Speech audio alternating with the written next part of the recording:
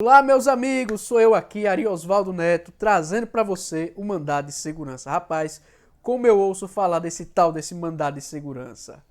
Eita, que essa palavra é bonita, é uma palavra enfeitada e uma palavra mágica, né? Que os advogados gostam de falar, né? Nós advogados gostamos de falar. Eu sou Ari Osvaldo Neto, sou advogado em Direito Público, formado pela Universidade Federal do Sergipe. Atualmente eu curso pós-graduação em Direito Previdenciário e Prática Trabalhista e atuo com essa área. Hoje eu quero trazer para você mandado de segurança. Você pode não ser um estudioso da área, um profissional, mas você tem a curiosidade de conhecer essa ação. Vamos lá. O que é o mandado de segurança? O mandado de segurança é uma garantia contra arbitrariedades estatais. Ponto. Ele é um meio processual de impugnação de atos realizados por autoridades do Estado. União, Estados, municípios, Distrito Federal ou quem se ache no exercício dessa competência. Inicialmente, nós tínhamos ações de impugnação de atos arbitrários que surgiam ali no escopo da Inglaterra, como o habeas corpus. O habeas corpus foi uma garantia para a proteção da liberdade de locomoção. Mas não havia ainda um remédio específico para a tutela das liberdades patrimoniais. Outras liberdades que são direitos que não a liberdade de locomoção. Então é criado o chamado mandado de segurança. Em outros países a gente conhece como WIRT, né? WIRT, mandamos e etc. Então, no nosso ordenamento jurídico, o debate começou ali no final do século XIX, início do século XX, no Supremo Tribunal Federal, do uso do mandado de segurança para impugnar atos que não teriam justamente essa natureza de cerceamento de liberdade de locomoção. Então, surge o mandado de segurança como um remédio de ordem constitucional nas outras constituições ali, após a Constituição de 1891, a chamada a primeira Constituição republicana. Contudo, eu quero que você reflita que o mandado de segurança ele é um instrumento que serve justamente para esse fim e está previsto expressamente na Constituição de 1988, como um meio de garantir que o Estado permaneça agindo de modo legítimo, que não abuse do poder. Então, o mandado de segurança ele tem previsão no artigo 5º da nossa Constituição Federal, no inciso 69 e no inciso 70. O inciso 69, o mandado de segurança individual. O inciso 70, o mandado de segurança coletivo, que eu faço aqui a leitura para você. Conceder-se-á, parece que foi o nosso ex-presidente Michel Temer que escreveu isso aqui, né? Inclusive, ele era deputado constituinte. Conceder-se-á mandado de segurança para proteger direito líquido e certo. Direito líquido e certo. O que é um direito líquido e certo?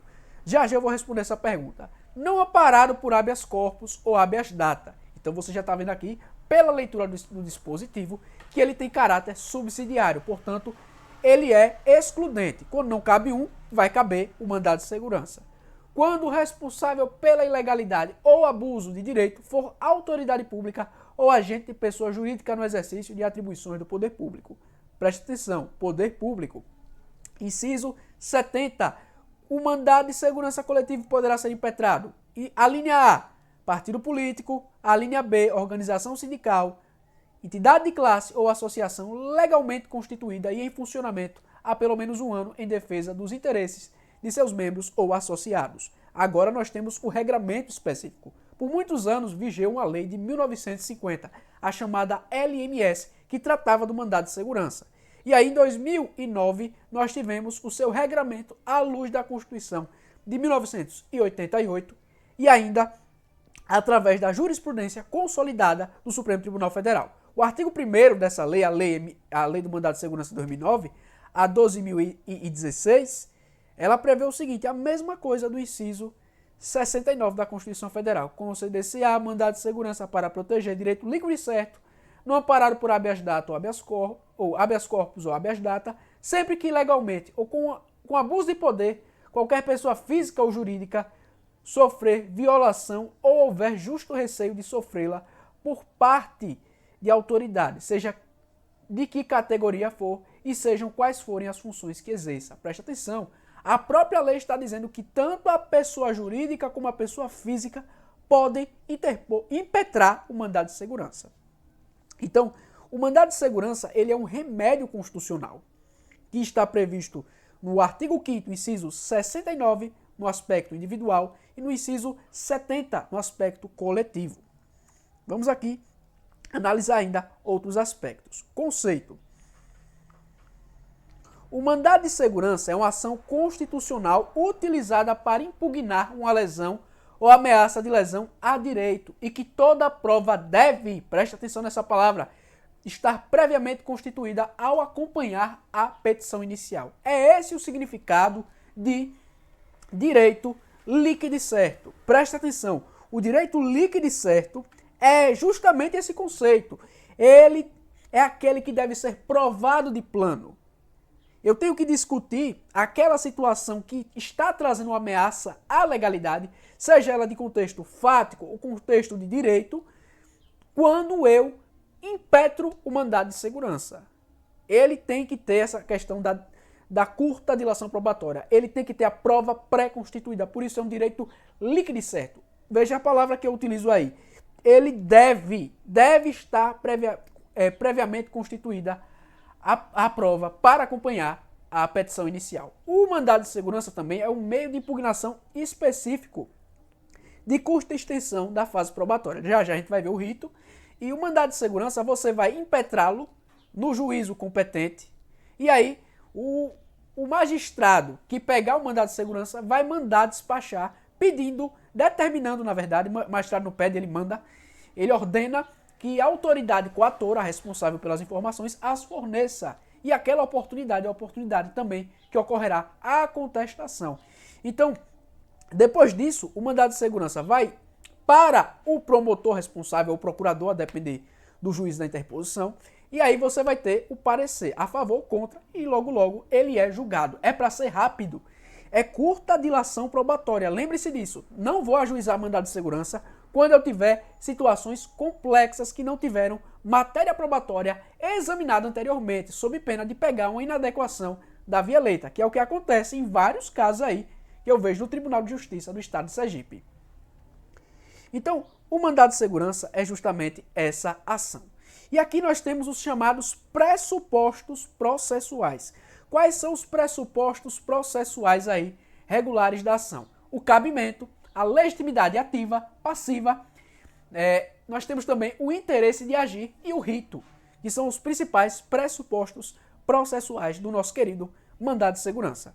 Então, um importante aspecto processual, e o primeiro de todos eles, é a legitimidade ativa. O legitimado ativo é aquela pessoa que demonstre ter aptidão jurídica para defender o seu direito. Deve ser a vítima, a ameaçada, o lesionado por aquele ato da administração pública, do gestor público, seja de modo, e eu tenho que ressaltar isso aqui, de modo concreto, o ato já aconteceu ou esteja para sucedê-lo. Ou seja, o mandado de segurança ele pode ser impetrado de modo preventivo ou repressivo. Repressivo já aconteceu a lesão. Preventivo, a situação está para suceder-se. Então, aqui a gente vai ter o seguinte, que o mandado de segurança, ele vai ter o seu chamado legitimado ativo. Lá no Código de Processo Civil, ali perto do artigo 16, 17, 18, nós temos as condições básicas da ação. Então, o legitimado ativo é chamado de impetrante. E aí é qualquer pessoa física, CPF ou CNPJ, como está no artigo 1º da Lei do Mandado de Segurança. Quem é que tem a legitimidade passiva? A legitimidade passiva é do impetrado, a autoridade coatora, aquela que tem a competência para fazer com que aquele ato que está gerando a ilegalidade aconteça. É aquela que está gerando essa situação fática ou de direito que está levando à ameaça, à lesão do direito do administrado, do contribuinte. Então, e eu tenho que trazer aqui uma observação importante para você. Atenção! Quando o ato for uma decisão colegiada, é do presidente daquele órgão a competência. Ou seja, o presidente do Conselho de Recursos Administrativos, da turma, se for uma turma previdenciária, tributária, uma turma de algum tipo de órgão fiscalizatório. A gente também vai ter a questão de Tribunal de Contas, Um ato colegiado do Tribunal de Contas, a competência, ou seja, em relação à legitimidade passiva, o impetrado será o presidente do Tribunal de Contas, a presidente do Tribunal de Contas. Outro ponto aqui que eu tenho que trazer sobre a interesse de agir, a legitimidade ativa, a legitimidade passiva. Não é necessária a autorização dos representados pela entidade de classe em relação à impetração de mandado de segurança, da mesma forma que por via da súmula 630, ali eu falei da 629, o representado poderá ser, no processo, representado pela entidade de classe. É isso aí. Vamos lá. Então, isso aqui são aspectos importantes.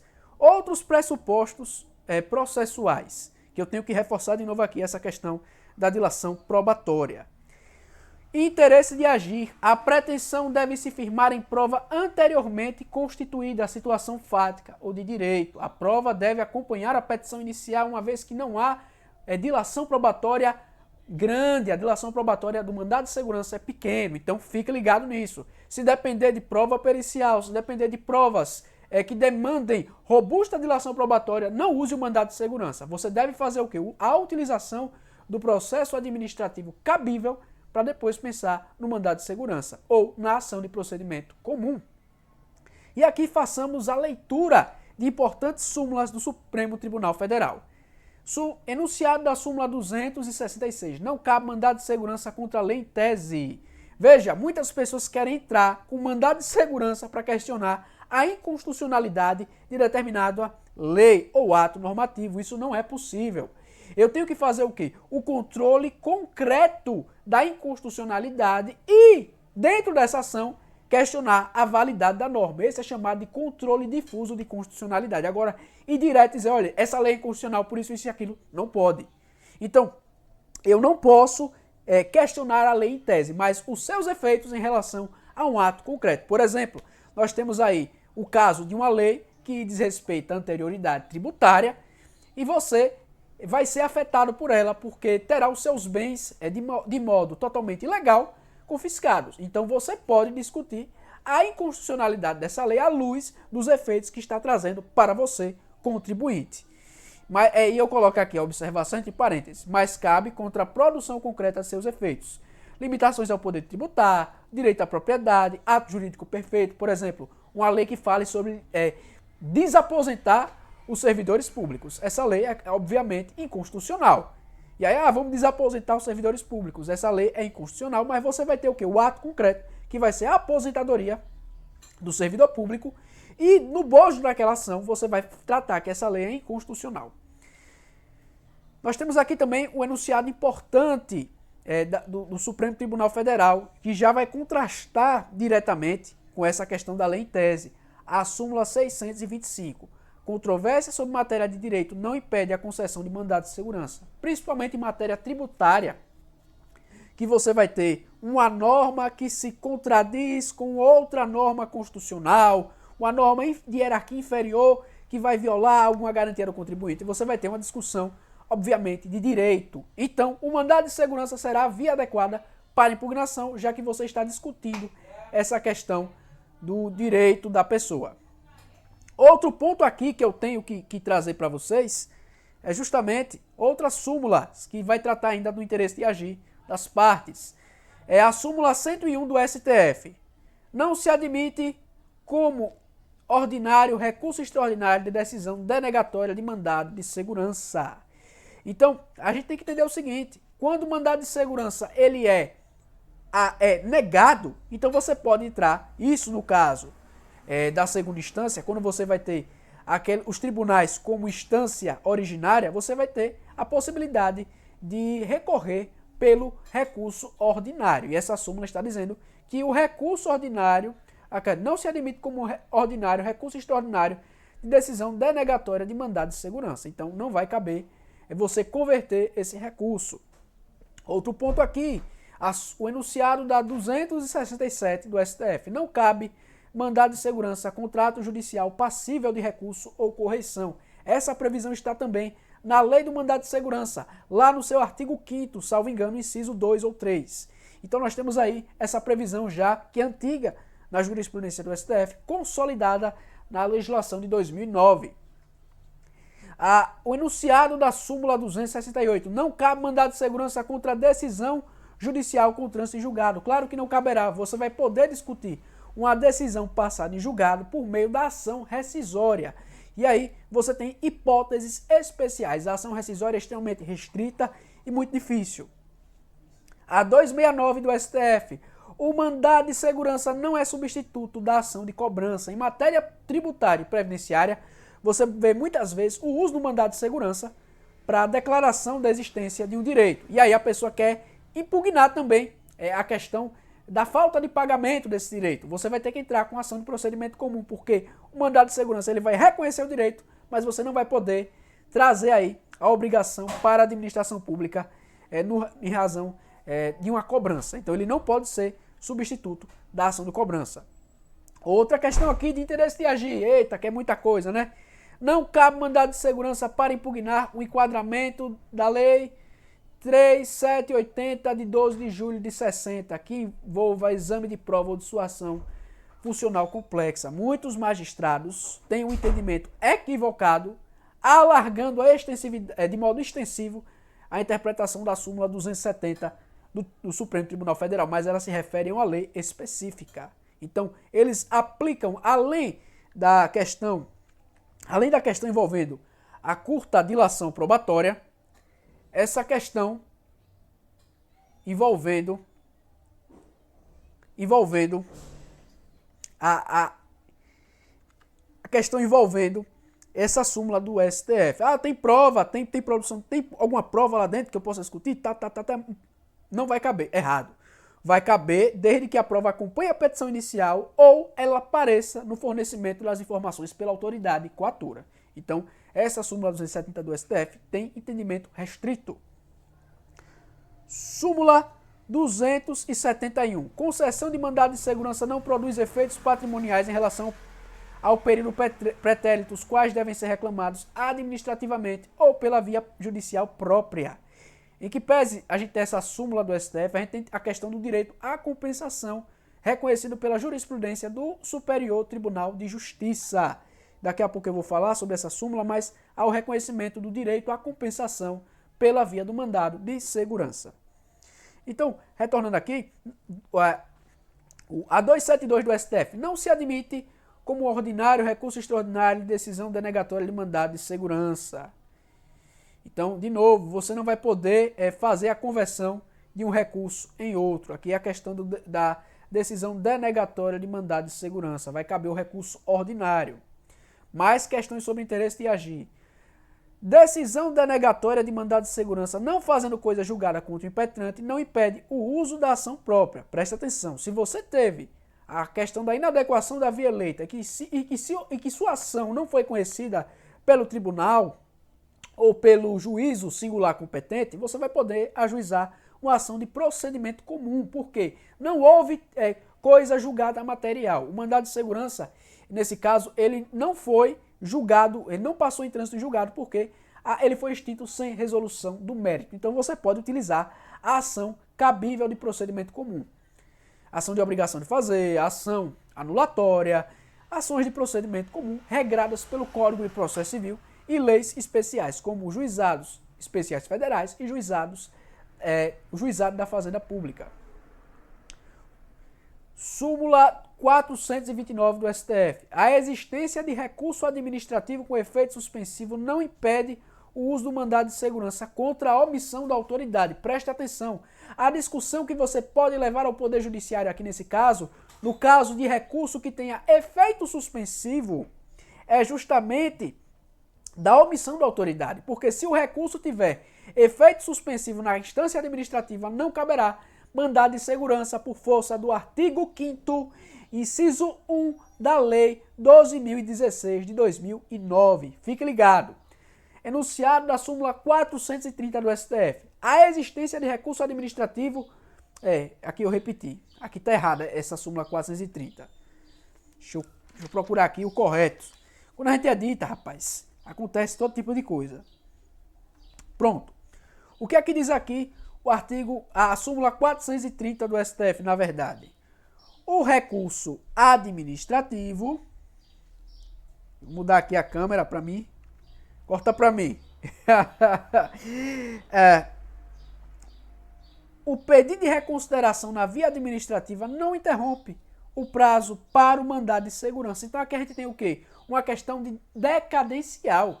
Por mais que você recorra, você não vai ter a interrupção do lapso decadencial para impetração do mandado de segurança, que todos nós sabemos é de 120 dias da data da lesão. E esse prazo é corrido, fique ligado. Então aqui a súmula 430 é diversa. A primeira, a 429, diz respeito a recurso administrativo com efeito suspensivo e a 430 sobre pedido de reconsideração. Agora vamos para as súmulas do nosso querido STJ. Eu gosto mais da organização do STJ que o STF. Então, em relação ao STJ, nós temos a súmula 202, enunciado, na verdade, da súmula 202. A impetração de segurança por terceiro contrato judicial não se condiciona à interposição de recurso. O mandado de segurança ele não poderá ser utilizado quando couber recurso. Quando couber recurso com efeito suspensivo. Preste atenção. Se eu posso recorrer, eu sou um daqueles primeiramente interessados no processo, não vai caber mandado de segurança. Contudo, a jurisprudência do Superior Tribunal de Justiça excepciona para quem? Para o terceiro. Ele não faz parte primariamente daquela relação processual. Ele vai entrar como terceiro. Então ele pode usar do mandado de segurança para discutir aquela matéria. Enunciado da súmula 213, que é aquele que eu falei, da compensação tributária. O mandado de segurança constitui a ação adequada para a declaração do direito à compensação tributária. Muito bom, porque no mandado de segurança você não terá a incidência de custas, a incidência de honorários de sucumbência por força da súmula 105 do Superior Tribunal de Justiça e súmula 512 do Supremo Tribunal Federal. Não incide honorários de sucumbência. Então, se você estiver discutindo milhões de reais, milhares de reais, é bom você ver a possibilidade de utilizar o mandado de segurança se outra parte for o poder público. Súmula 333. Cabe mandado de segurança contra ato praticado em licitação promovida por sociedade de economia mista ou empresa pública. Por que tem essa súmula aqui? Porque não cabe mandado de segurança contra ato de gestão. Contudo, quando aqueles que integram a administração indireta, sociedade de economia mista e empresa pública realizam licitação, agem como poder público normal. Então, nesse caso, caberá a impetração de mandado de segurança. Aqui em Sergipe, nós tínhamos a DESO, podia ser o Banco do Brasil, podia ser a Petrobras e assim por diante. Caberia, na verdade, a impetração de mandado de segurança, por exemplo, por um dos licitantes que se sentisse prejudicado por aquela entidade pública. Entidade pública em que pese da administração indireta. Súmula 628, enunciado da súmula 628 do STJ. A teoria da encampação é aplicada no mandado de segurança, quando presentes cumulativamente os seguintes requisitos: a existência de vínculo hierárquico entre a autoridade que prestou as informações e que ordenou a prática do ato impugnado, manifestação a respeito do mérito nas informações prestadas e ausência de modificação de competência estabelecida na Constituição Federal. Então aqui nós temos a questão da encampação. Você vai ter a relação de duas autoridades que estão ligadas por um vínculo hierárquico e na prestação de informações houve ali a contestação no que diz respeito ao mérito da ação, quando a manifestação no mérito da ação. Então você pode ter a chamada teoria da encampação, que aquelas duas autoridades que estão lesando o direito relacionam-se. E aí pode não ser o caso de extinção do mandado de segurança, mas continuação de outra forma. Vamos agora para outro aspecto fundamental, o juízo de impetração.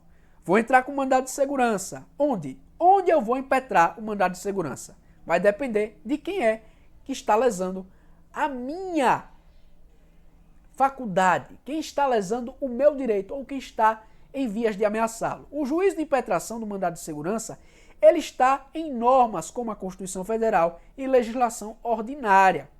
Então, como as leis de organização judiciária. Então, essa previsão é uma previsão que tem natureza constitucional, e ela tem justamente essa característica de ser taxativa. Ela é taxativa, é marcada pela taxatividade, é um rol números clausus. Porque quando você tem previsão assim, muitas vezes nós temos o chamado foro de prerrogativa, e nesse caso um foro de prerrogativa para o julgamento do mandado de segurança, e ele é restrito. Então, nós temos essas previsões onde? Em leis e na questão de Constituição, na Constituição estadual e federal. Mas algo que eu digo para você é, onde não vai poder de jeito nenhum você impetrar o mandado de segurança. Não vai poder impetrar mandado de segurança no Juizado Especial Federal. Por quê? A lei dos Juizados Especiais Federais, a 10.259, de 2001, trata que não cabe a impetração de mandado de segurança nos Juizados Especiais Federais, que é aqueles que têm a competência para o processamento de demandas que envolvam até 60 salários mínimos envolvendo o interesse da União Federal. Mas aqui nós temos na verdade, essa exceção. Também não vai poder, na primeira instância, no juízo comum, você entrar com mandado de segurança no GEFAS. Seu processo será extinto sem resolução de mérito, porque não cabe mandado de segurança ser impetrado perante o GEFAS, Juizado Especial da Fazenda Pública. E agora vamos para a questão de competência. Onde é que eu vou impetrar o meu mandado de segurança? Via de regra, eu impetrarei o meu mandado de segurança em varas de fazenda pública em capital ou no juízo das execuções. É isso mesmo. Quando se relaciona a questão da execução, nós temos aqui, por exemplo, uma execução é distribuída antes da ação anulatória, quem vai ficar preventa é a vara de execuções. Então, ela vai ter a competência para julgar um mandado de segurança relativo àquelas questões que são discutidas lá. Se a ação de execução for ajuizada anteriormente e etc. Então, vara de fazenda pública e juízos de execuções. Isso aí em se tratando da capital ou regiões metropolitanas, porque muitas vezes no Brasil a gente não tem essa possibilidade. Depois, a gente vai ter as chamadas varas comuns de competência plena. No interior, será a vara de competência plena, mas o rito seguido vai ser o rito do mandado de segurança. Isso também se aplica à competência federal. Tanto na competência estadual como na competência federal vão ser essas duas situações. Nós teremos ali a competência das varas previstas em lei e atos normativos, tratando sobre qual é a sua possibilidade. Tem lugares que só tem matéria tributária. Então, mandado de segurança tributário vai para aquela vara. Mandado de segurança administrativa vai para aquela vara. Aqui em Sergipe, como é que funciona? Nós temos na capital 5 varas e as outras 4 podem julgar mandado de segurança, sendo 3 gerais, para pega tudo, tem competência plena, menos o Juizado Especial da Fazenda Pública e execuções. E a 4ª vara, que trata de execuções. Isso em matéria federal. No interior nós temos a 9ª vara, a 6ª vara e a 7ª vara, que pegam tudo, tem competência plena. Juizado especial, execuções, então elas são varas comuns de competência plena. E no nível estadual, em Aracaju nós temos 3 varas de fazenda pública, a 3ª, a 12ª e a 18ª, que pegam tudo que passa na frente em matéria de mandado de segurança. Pronto. E aí você tem que ver o seguinte, Tribunal Regional Federal, juiz de impetração, quando o ato for do próprio tribunal ou juiz federal. E também a questão em recurso, em grau recursal, ele vai pegar a apelação em mandado de segurança. E para onde é que vai essa distribuição? Para as câmaras, turmas de direito público ou plenário. Você tem que verificar o regimento interno de cada tribunal regional federal. Câmaras ou turmas de direito público em grau de recurso. Então você vai ter ele funcionando como instância recursal. Tribunal Regional Federal e também os TJs. TJs. Ele pode funcionar como juízo originário de impetração. E esta previsão deve estar na Constituição Estadual e lei local. Via de regra, quando você não tem essa previsão muito explícita e etc., por exemplo, a questão de concurso, você vai entender que é o GPS, governador, prefeito e secretário estadual, que serão julgados pelo Tribunal de Justiça. Aqui em Sergipe, a previsão está na Constituição Estadual, e aí caberá ao plenário do Tribunal de Justiça julgar originariamente mandado de segurança contra prefeito de qualquer cidade do estado de Sergipe, contra o governador, secretários estaduais, procurador-geral, mesa da Assembleia Legislativa e etc. Em relação à Bahia, somente o prefeito da capital é que tem essa prerrogativa de foro por força do artigo 123 da Constituição do Estado da Bahia, inciso 1, a linha B. Então, isso varia muito você vai ter que olhar a lei de organização local do seu estado. Quando você vai ter a competência... Eita, eu esqueci aqui também de mencionar, eu tenho que mencionar isso. Nós temos também que os tribunais vão funcionar como instância recursal de varas comuns. Por exemplo, o secretário municipal. O secretário municipal praticamente sempre será a competência de varas comuns. E aí, você vai ter a instância recursal, como câmaras, turmas de direito público, onde houver órgão especializado, e câmaras ou turmas cíveis em grau de recurso, como aqui em Sergipe. Nós não temos um órgão especializado em direito público. Nós vamos para as câmaras cíveis, a primeira e a segunda aqui em Sergipe. STJ. O STJ vai ter a competência originária, ele vai inaugurar a jurisdição em mandado de segurança que envolva ministro de Estado, comandante da Marinha, do Exército, da Aeronáutica ou de ministro do próprio tribunal. Então, você vai ter ele funcionando como instância originária. Nós temos também os mandados de segurança aqui em instância recursal, quando você tiver uma decisão negando. Por exemplo, aqui em Sergipe, o prefeito é a autoridade coautora, você impetrou um mandado de segurança e o tribunal negou. Vai para onde? STJ, porque foi decidido em única ou última instância pelo Tribunal de Justiça. Então vai para onde? Vai para o Tribunal de Justiça do Estado de Sergipe, a primeira instância, e a segunda instância é o STJ. Isso em matéria recursal. Eu terei a possibilidade de utilizar do recurso ordinário para as instâncias superiores, STJ e STF. Aqui nós temos que o processo nasce originalmente nos TRFs e TJs e ele vai subir para o STJ quando essa decisão for contrária ao impetrante. Então, sendo contrário ao impetrante, você pode recorrer para o STJ ou STF em grau recursal. Aqui nós temos causas em que forem partes Estado estrangeiro ou organismo internacional de um lado e do outro município ou pessoa residente ou domiciliada no Brasil. Aí a gente pode ter até uma questão de competência originária para impetração de mandado de segurança ou outras ações. STF. Compete ao Supremo Tribunal Federal, principalmente a guarda da Constituição, cabendo-lhe processar e julgar originariamente. Aqui, de novo, mandado de segurança contra os atos do Presidente da República, mesas da Câmara dos Deputados e do Senado Federal, do Tribunal de Contas da União, do Procurador-Geral da República e do próprio Supremo Tribunal Federal. Então, quando essas forem as autoridades, a primeira linha ali da nossa República Brasileira será a competência do STF. E aqui, em recurso ordinário, quando você tiver a questão da negativa pelos tribunais superiores, perdão, TSE, TST, STM, STJ, em mandado de segurança. Quando eles negarem, caberá ao STJ o processamento em grau de recurso ordinário. O rito aqui é muito simples. O rito é semelhante à petição inicial do processo civil comum. E aí você vai ter as seguintes particularidades. O juiz vai receber a inicial, que deve estar acompanhada de todas as provas que você tem. Direito deve estar previamente pré-constituído. Por isso que se fala que é uma ação que é para proteção do direito líquido e certo, matéria fática ou de direito. E aí o juiz, ao receber a inicial, ele vai ver se é o caso de recolhimento de custas ou gratuidade. Ele vai analisar a questão também do legitimado passivo para ver, e aí você pode ter a questão de mandar emendar ou ele extinguir sem resolução de mérito.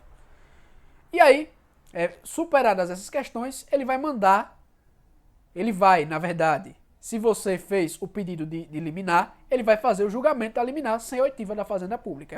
É uma questão possível.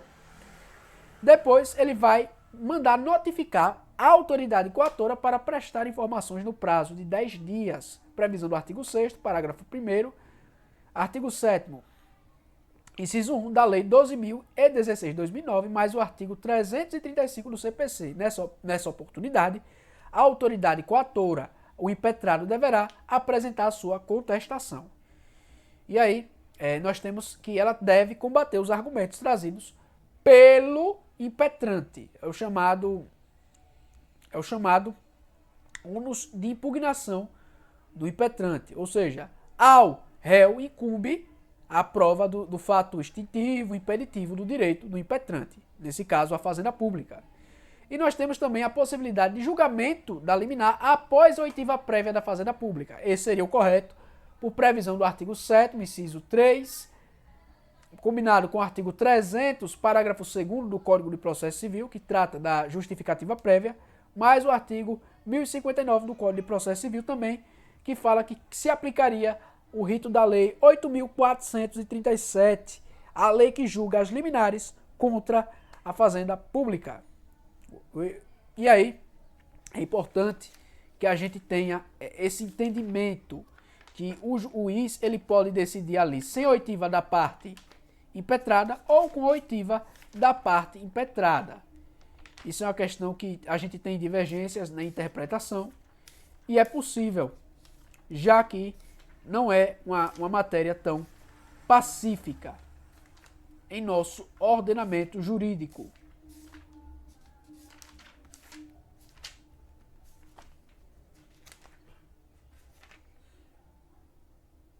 É a Lei 8.437 de 92. E aí, você vai ter a manifestação do Ministério Público, Promotoria de Justiça ou Procuradoria de Justiça, a depender do juízo de impetração, ou Procuradoria-Geral da República, se for nos tribunais superiores. Você vai ter a concessão ou a denegação da segurança pelo magistrado e aí inicia-se a fase recursal. Apelação, se for um juiz comum, juiz federal ou estadual, para o tribunal ou recurso ordinário para os superiores tribunais, no caso de decisão denegatória, decisão desfavorável ao impetrante. Se for uma decisão favorável ao impetrante, o que vai caber para os tribunais superiores? Os recursos extremos, o recurso especial e o recurso extraordinário. E aí você tem que comprovar aqueles requisitos extrínsecos e intrínsecos desses recursos aos tribunais superiores, recursos de uniformização. Temos aqui as nossas referências. O livro do professor Marçal Justen Filho, excelente livro, recomendo aqui a leitura, esse novo de 2024, a última edição.